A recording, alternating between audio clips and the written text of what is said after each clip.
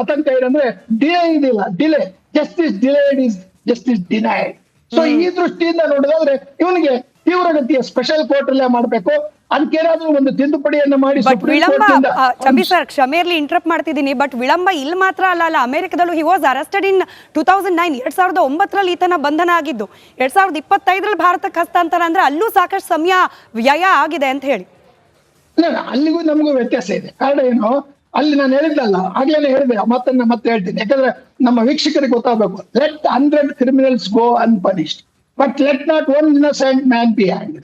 ಯಾವ ಅಪರಾಧಿಯನ್ನ ನೀವು ಶಿಕ್ಷೆಗೊಳಿಸಬೇಕಾದ್ರೆ ಎಲ್ಲ ಕಾನೂನಿನ ಆಧಾರಾಂಶಗಳ ನ್ಯಾಯಾಂಗದ ದೃಷ್ಟಿಯಿಂದ ಅಥವಾ ನ್ಯಾಯದ ದೃಷ್ಟಿಯಿಂದ ಅದನ್ನ ಪರಿಶೀಲಿಸಬೇಕು. That is okay, that is the spirit of rule of law. ಡೆಮೋಕ್ರಸಿಯಲ್ಲಿ ಇರ್ತಕ್ಕಂಥದ್ದೇ ಅದು ಕಾನ್ಸ್ಟಿಟ್ಯೂಷನ್. ಆ ಕಾನ್ಸ್ಟಿಟ್ಯೂಷನ್ ಆಧಾರದ ಮೇಲೆ ಮಾಡಿದ್ದಾರೆ. ಅಮೆರಿಕಾದ ಮಾಡಿದ್ದನ್ನು ನಾವು ತಪ್ಪು ಅಂತ ಹೇಳಕ್ಕಾಗಲ್ಲ, ಕಾರಣ ಅಮೆರಿಕದ ಕೋರ್ಟ್ ಅಲ್ಲಿ ಇರ್ತಕ್ಕಂಥದ್ದು ಹಂಗೆ. ಅದರ್ವೈಸ್ ಈ ಮಲ್ಯ ಆಗ್ಲಿ ಅಥವಾ ಬೇರೆ ಬೇರೆಯವರೆಲ್ಲ ಲಂಡನ್ ಅಲ್ಲೆಲ್ಲ ತಪ್ಪಿಸ್ಕೊಂಡಿರೋದಕ್ಕೆ ಕಾರಣ ಅಲ್ಲಿರ್ತಕ್ಕಂಥ ಕಾನೂನಿನ ಒಂದು ನ್ಯೂನತೆ ಅಥವಾ ಒಂದು ಉದಾರವಾದ ಲಿಬರಲ್ ಆಟಿಟ್ಯೂಡ್. ಬಟ್ ಇಂಡಿಯಾದಲ್ಲಿ ಹಂಗಲ್ಲ. ಇಂಡಿಯಾದಲ್ಲಿ ನಾವು ಏನ್ ಕಾನೂನನ್ನು ಮಾಡಿದ್ರು ಸಹ ಕಾನೂನನ್ನ ಹೊರಗೆ ಹಾಕ್ತಕ್ಕಂಥ ಸುಪ್ರೀಂ ಕೋರ್ಟ್ ಇದೆ. ಆ ಸುಪ್ರೀಂ ಕೋರ್ಟ್ಗೆ ಪರ್ಮಿಷನ್ ತೆಗೆದುಕೊಂಡು ಇವರು ಸ್ಪೆಷಲ್ ಕೋರ್ಟ್ ಅನ್ನ ಮಾಡಿ, ಆ ಒಂದು ಸ್ಪೆಷಲ್ ಕೋರ್ಟ್ ಮೂಲಕ 6 ತಿಂಗಳಲ್ಲಿ ಇವರ ಎಲ್ಲ ಏನೀಗ ನೀವು ಅಮೆರಿಕಾನೇ ಕನ್ವಿನ್ಸ್ ಮಾಡಿದ್ಮೇಲೆ, ಅಮೆರಿಕದ ಸುಪ್ರೀಂ ಕೋರ್ಟ್ ಅನ್ನೇ ಕನ್ವಿನ್ಸ್ ಮಾಡಿದ್ಮೇಲೆ ಭಾರತದ ಕೋರ್ಟ್ಗಳನ್ನ ಕನ್ವಿನ್ಸ್ ಮಾಡುವುದು ಬಹಳ ಸುಲಭ. ಅದಕ್ಕೆ ಯಾವುದೇ ರೀತಿ ತೊಂದರೆ ಇಲ್ಲ. ಭಾರತದ ಕಾನೂನುಗಳಲ್ಲಿ ಅಷ್ಟೊಂದು ಕ್ಲಿಷ್ಟತೆ ಇಲ್ಲ. ಅಮೆರಿಕಾದಲ್ಲಿ ಕ್ಲಿಷ್ಟತೆ ಅನ್ನೋಕ್ಕಿಂತ ಲಿಬರಲ್ ಒಂದು ಎಲಾಸ್ಟಿಸಿಟಿ, ಆ ಒಂದು ಎಲಾಸ್ಟಿಸಿಟಿ ಭಾರತದ ಸಂವಿಧಾನದಲ್ಲಿ ಇದ್ದೂ ಸಹ ನಮ್ಮ ನ್ಯಾಯಾಂಗ ವ್ಯವಸ್ಥೆಯಲ್ಲಿ ಅದನ್ನ ಅತ್ಯಂತ ನಿಷ್ಪಕ್ಷಪಾತವಾಗಿ ನೋಡ್ತಕ್ಕಂಥ ನ್ಯಾಯ ವ್ಯವಸ್ಥೆ ಇದೆ. ಅದಕ್ಕೆ ತಕ್ಕಂತವ್ರು ಅವನಿಗೆ ವಕೀಲರ ಒಂದು ಅವಕಾಶವನ್ನು ಕೊಡ್ತಾರೆ. ಕೋರ್ಟ್ ಅವನಿಗೆ ವಕೀಲರ ಸಹಕಾರ ಕೊಡ್ತಾರೆ. ಅವ್ರು ಇಂಟರ್ನ್ಯಾಷನಲ್ ಕೆಲವರು ವ್ಯಕ್ತಿಗಳು ಬಂದು ಇವನು ಡಿಫೆಂಡ್ ಮಾಡ್ಬೋದು. ಯಾಕಂದ್ರೆ ಇವ್ರ ಹತ್ರ ಸಿಕ್ಕಾಪಟ್ಟೆ ಒಂದು ಕರಪ್ಟ್ ಮನಿ ಇದೆ. ಈ ಒಂದು ಭಯೋತ್ಪಾದಕರ ಒಂದು ಶಕ್ತಿ ಏನಂದ್ರೆ ಒಸಾಮಾ ಬಿನ್ ಲಾಡನ್ ಅಂತಕ್ಕಂಥ ವ್ಯಕ್ತಿಗಳು 100 ಜನ ಇದ್ದಾರೆ, ಅವ್ನು ದುಡ್ಡು ಕೊಡ್ತಾರೆ. ಅದರಿಂದ ಈ ಭಾರತದಲ್ಲಿ ನೀವು ಅಮೆರಿಕಕ್ಕೆ ಹೋಲಿಸಿದ್ರೆ ಅಮೆರಿಕಾದಲ್ಲಿ ಉದಾರವಾದ ನ್ಯಾಯಾಂಗ ವ್ಯವಸ್ಥೆಯನ್ನ ನಾವು ಒಂದು ತಪ್ಪು ಅಂತ ಹೇಳಕ್ಕಾಗಲ್ಲ. Because it is there system. ಆ ದೇಶದ ಸಮಗ್ರದ ಒಂದು ಸಾವರಿನ್ ಪವರ್ ಅದು. ನಮ್ಮ ದೇಶದ ಸಾವರಿನ್ ಪವರ್ ನಲ್ಲಿ ಇವರನ್ನ ತೀವ್ರವಾಗಿ ಶಿಕ್ಷೆಗೆ ಗುರಿಪಡಿಸಲಿಕ್ಕೆ ಬೇಕಾದಂತಹ ವಿಚಾರಣೆಯನ್ನ ಮಾಡುವುದಕ್ಕೆ ಸ್ಪೆಷಲ್ ಕೋರ್ಟ್ ಮಾಡೇ ಹೋದ್ರೆ ಇದು ಇನ್ನು 10 ವರ್ಷ ಆದ್ರೂ ಇದು ಸಾಲ್ವ್ ಆಗೋದಿಲ್ಲ. ಅವ್ನು ಜೈಲಲ್ಲೇ ಸತ್ತೋಗೋ ಸಾಧ್ಯತೆಗಳು ಇರುತ್ತೆ. ಆ ದೃಷ್ಟಿಯಿಂದ ನನ್ನ ಒಂದು ಆತಂಕ, ಇಷ್ಟು ಸುಮಾರು ಎಲ್ಲ ಕೋರ್ಟ್ ಪ್ರೊಸೀಡಿಂಗ್ಸ್ ನೋಡಿರ್ತಕ್ಕಂಥ ನನ್ನ ದೀರ್ಘ ಅನುಭವದಲ್ಲಿ ನಾನು ಹೇಳೋದಾದ್ರೆ ಇದಕ್ಕೆ ಸ್ಪೆಷಲ್ ಕೋರ್ಟ್ ಆಗಬೇಕು. ಮತ್ತೆ ಕಾನೂನಿನ ಯಾವುದೇ ಒಂದು ದೋಷಗಳು ಇಲ್ಲದ ರೀತಿಯಲ್ಲಿ ಸುಪ್ರೀಂ ಕೋರ್ಟ್ ಅದನ್ನು ಎತ್ತಿ ಹಿಡಿಯುವ ರೀತಿಯಲ್ಲಿ ಇದನ್ನು ಮಾಡಬೇಕು. ಒಂದು ವೇಳೆ ಅಂತಾರಾಷ್ಟ್ರೀಯ ಕೋರ್ಟ್ ನಲ್ಲಿ ಪಾಕಿಸ್ತಾನ ಈ ಒಂದು ಕೇಸನ್ನು ತೆಗೆದುಕೊಂಡು ಹೋದ್ರು ಸಹ ಅಲ್ಲಿಯೂ ಅದು ತಕ್ಷಣ 1-2 ದಿವಸದಲ್ಲಿ ತಿರಸ್ಕಾರ ಆಗುವ ರೀತಿಯಲ್ಲಿ ಅದನ್ನ ನಿಭಾಯಿಸಿದರೆ ಬಹುಶಃ ಈ ನ್ಯಾಷನಲ್ ಸೆಕ್ಯೂರಿಟಿ ಏಜೆನ್ಸಿ ಇವನನ್ನ ಎಷ್ಟು ಕಷ್ಟಪಟ್ಟು ನೀವು ಹೇಳಿದ್ರಲ್ಲ, ಸುಮಾರು 16 ವರ್ಷಗಳ ನಂತರ ಇವನನ್ನು ನಾವು ಪಡಿತೇವೆ ಅಂದ್ರೆ ನಾವು 16 ವರ್ಷಗಳ ಇರತಕ್ಕಂಥದ್ದನ್ನ ಕೇವಲ 6 ತಿಂಗಳಲ್ಲಿ ಶಿಕ್ಷೆ ಕೊಡತಕ್ಕಂಥ ಆಧಾರ ಈಗಾಗಲೇ ಅಲ್ಲಿದೆ. There is a pool of evidence. You bring that evidence, place it before the court and see that fellow is punished to the maximum exemplary punishment. ಅದಕ್ಕೆ ಹೇಳಿದ್ದು. ಚಬಿ ಪುರಾಣಿಕರ ಇನ್ನೊಂದು ವಿಚಾರ ಕೇಳಬೇಕು ತಮ್ಮಿಂದ. ಈ ವಿಚಾರಣೆ ಪ್ರಕ್ರಿಯೆ ಯಾವ ರೀತಿ ಇರುತ್ತೆ ಅಂತ, ಮುಖ್ಯವಾಗಿ ವಿಚಾರಣೆ ಸಂದರ್ಭದಲ್ಲಿ ಯಾವೆಲ್ಲ ವಿಚಾರಗಳ ಬಗ್ಗೆ ಮಾಹಿತಿ ಕಲೆ ಹಾಕುವಂತ ಕೆಲಸ ಆಗುತ್ತೆ? ಈ ದಾಳಿಕೋರಿಗೆ ಹಣ ಎಲ್ಲಿಂದ ಬಂತು, LET ಸಹಾಯಕರ ಬಗ್ಗೆ ಮತ್ತು ಈ ದಾಳಿಯ ವಿಚಾರ ಏನೆಲ್ಲ ಪ್ರಸ್ತಾಪ ಆಗ್ಬೋದು ಅಂತ ಅಲ್ಲಿ?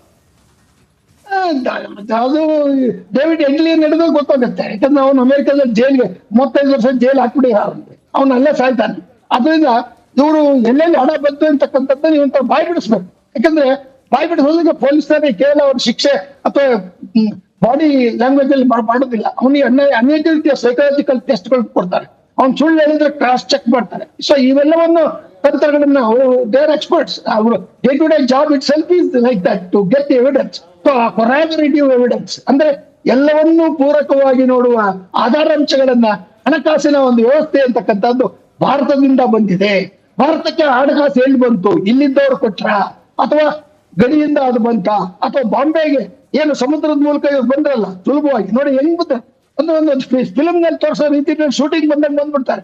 They go on shooting the people, innocent people. So ಈ ಒಂದು ದುರ್ಬಲ ವ್ಯವಸ್ಥೆಯನ್ನ ನಾವು ನೋಡಿದ್ರೆ ಇವರ ಹಣಕಾಸಿನ ಮೂಲಕ ಪ್ರಸ್ತಾಪ ಮಾಡ್ತಾ ಇದ್ರಿ, ಸಮುದ್ರದ ಮೂಲಕ ಬಂದ್ರು ಅನ್ನುವಂತ ಪ್ಲಾನಿಂಗ್ ವಿಚಾರ. ಸೊ ಈಗ ಈ ಸ್ಥಳ ಪರಿಶೀಲನೆ ಅನ್ನುವಂಥದ್ದು ಕೂಡ ಎಷ್ಟು ಚಾಲೆಂಜಿಂಗ್ ಆಗಿರುತ್ತೆ ಅಂತ ಕರ್ಕೊಂಡು ಹೋಗ್ತಾರೆ. ಅವನ್ನ ಎಲ್ಲ ಕಡೆ ಕರ್ಕೊಂಡು ಹೋಗ್ತಾರೆ, ಕರ್ಕೊಂಡೋಗಿ ಹೇಳ್ತಾರೆ ಇಲ್ಲಿ ಅಂತ. ಅವ್ನು ಹೇಳಲ್ಲ, ಹೇಳಿದ್ರೆ ಹೇಳೋದು ಮಾಡ್ಬೇಕು. ಯಾಕಂದ್ರೆ ಅಜಿತ್ ದೋವಾಲ್ ಇರುವಾಗ ಇಂಟರ್ನ್ಯಾಷನಲ್ ಒಂದು ಇನ್ವೆಸ್ಟಿಗೇಟಿವ್ ಎಕ್ಸ್ಪರ್ಟ್. ಅವರಿಗೆ ಅಜಿತ್ ದೋವಾಲ್ ದಿನನಿತ್ಯ eats evidence breathes evidence and he lives with evidence. ಅದರಿಂದ ಅವ್ರನ್ನ ನಾವು ಅಂಡರ್ ಎಸ್ಟ್ ಮಾಡಕ್ಕಾಗಲ್ಲ. Is an international expert. So I have full faith in Indian judiciary, Indian prosecution, Indian judgment and the people's expectation, territorial integrity, ಭಾರತದ ಸಮಗ್ರತೆಯನ್ನ ಮತ್ತೆ ಭೌಗೋಳಿಕವಾದ ನಮ್ಮ ವ್ಯವಸ್ಥೆಯನ್ನು ನಾಶ ಮಾಡತಕ್ಕಂತ ಇಂಥ ದುಷ್ಟ ಶಕ್ತಿಗಳನ್ನ ನಾವು ಇವತ್ತು ಈ ಒಂದು ಪ್ರಕರಣದಲ್ಲಿ ಅತ್ಯಂತ ಗಂಭೀರವಾದ ರೀತಿಯಲ್ಲಿ ಮಾಡಿದ್ರೆ ಬಹುಶಃ